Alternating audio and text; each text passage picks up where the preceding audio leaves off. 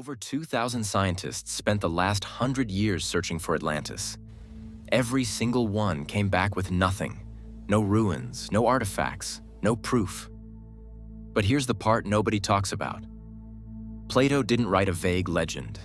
He wrote dimensions, canal widths, temple locations, ring sizes, the kind of detail you don't make up, the kind of detail you get from someone who was there. So the real question isn't whether Atlantis existed. The real question is, why does everyone act like it didn't? Let's go back to the beginning, 360 BC. Plato, one of the greatest minds in human history, writes two texts, Timaeus and Critias. And in those texts, he describes an island civilization in detail that should not exist if this was just a story. Here's what skeptics say. He made it up. It's an allegory. Okay, but think about this. This is a man who spent his entire career writing about justice, the human soul, the perfect society. Why would he suddenly invent a fake island and then describe it with the precision of an architect?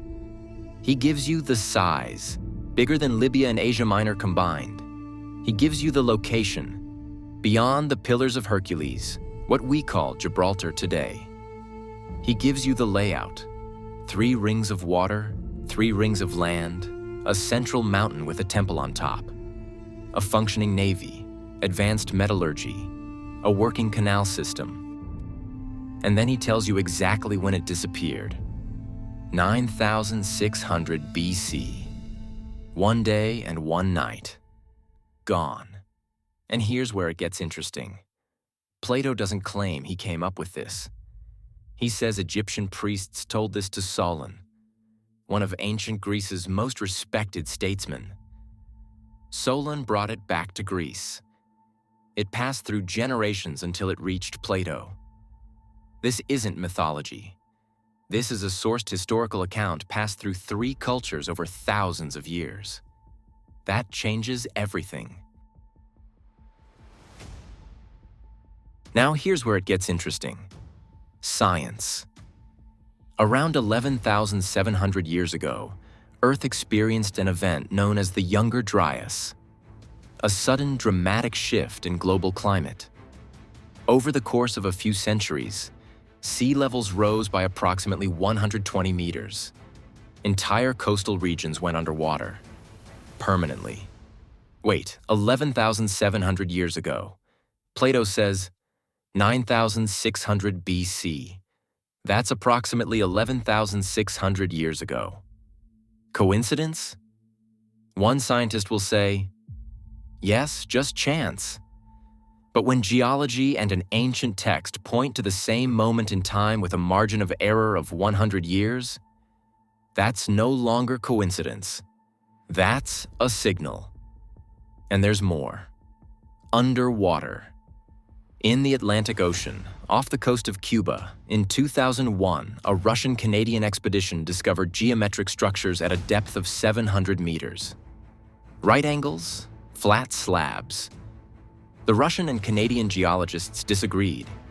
Some said natural formations, others said clearly man-made. No official conclusion has ever been issued. The zone is closed to civilian research. Why? You don't close off a section of ocean floor for no reason. Here's what personally gets me the most. If Atlantis is a myth, explain this list to me. Flood legends exist in over 200 cultures around the world. The Maya, the Sumerians, the Hindus, the Chinese, tribes of the Amazon, peoples of Polynesia. All saying the same thing. There was an advanced civilization. The water came. Only a few survived. The Guanche people, who lived on the Canary Islands before Spanish colonization, called themselves descendants of a sunken continent. They had no knowledge of Plato's Atlantis. They had no written language and no connection to Greece whatsoever. So where did the story come from? The Dogon people of West Africa possess astronomical knowledge about the Sirius star system that European science only confirmed in the 1970s, using telescopes. The Dogon themselves say this knowledge came from people of the water, beings who arrived by sea from a sunken island to the west. Coincidences? Maybe. But when the same narrative appears independently among peoples who had absolutely no contact with each other, that's no longer folklore. That's collective memory of a real event. Okay, let's be honest. Where exactly did people look and what did they find? Theory 1. The Atlantic Ocean, the Mid-Atlantic Ridge. The classic. There are underwater mountains there that were once above sea level. The downside? No traces of civilization. So far. Theory 2. The Mediterranean. The island of Santorini, also known as Thera. Around 1600 BC, one of the largest volcanic eruptions in history happened there. The island literally exploded. The Minoan civilization, the most advanced in Europe at the time, disappeared after that. Does it match? Partially. But the scale is completely wrong. Plato was talking about something incomparably larger. Theory 3. Antarctica. This sounds crazy, but listen. The Piri Reis map of 1513 shows the coastline of Antarctica without ice, with details that Europeans officially discovered only in 1820. How did a 16th century Turkish admiral have a map of a continent hidden under ice? He himself wrote that he used charts from ancient navigators about whom nothing is known today. None of the theories are closed. Not one has been fully disproven. Here's what I think about when I look at all of this together. We live with the belief that human history is linear. Stone, bronze, iron, Rome, the Middle Ages, us. Progress always goes up, always forward. But what if that's not true? What if there was already a civilization that reached a high level of development and was destroyed by a natural catastrophe? Not by gods, not by aliens. Simply by the Earth, which periodically resets itself. This is not conspiracy theory. This is a hypothesis seriously considered by researchers like Graham Hancock, Randall Carlson, and a number of geologists and anthropologists. Their main argument: we have found evidence of stoneworking, astronomical knowledge, and engineering solutions among peoples who, according to the official timeline, had neither the time nor the tools to produce them. Gobekli Tepe in Turkey, 12,000 years old. 7 times older than Stonehenge. Who built it and why? Still an open question. Maybe there was no Atlantis exactly as Plato described it. But something was there, something we forgot, or were helped to forget.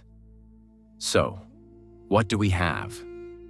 Plato, not a storyteller, but a philosopher with a reputation who cited a specific historical source. Geology confirms, around 11,700 years ago, the ocean rose and covered enormous territories. Flood legends, among 200 peoples on every continent. The underwater structures near Cuba, the classified. The Piri Reis map, unexplained by official history. Gobekli Tepe proves that advanced societies existed earlier than we thought. I am not telling you Atlantis existed. I am saying we do not have sufficient grounds to say it didn't. And that is a fundamental difference. The history we were taught in school is a draft, incomplete, with pages torn out. And the more we dig, literally and figuratively, the more evidence we find that humanity is far older and far more complex than we are led to believe. If this video got you thinking, subscribe. There's a lot more where that came from. Atlantis is just the beginning. Because while scientists argue about a sunken island, a different secret is hiding in the jungles of South America. A city that people have been searching for 500 years. A city that killed thousands of people who went looking for it. A city that some call a myth, and others have already found the coordinates of. El Dorado. Next episode. Everything we know, everything that's being hidden, and one fact that will completely change everything you thought you knew about this story. If Atlantis got you, El Dorado will destroy you. Subscribe so you don't miss it. Link to the next video is already on your screen.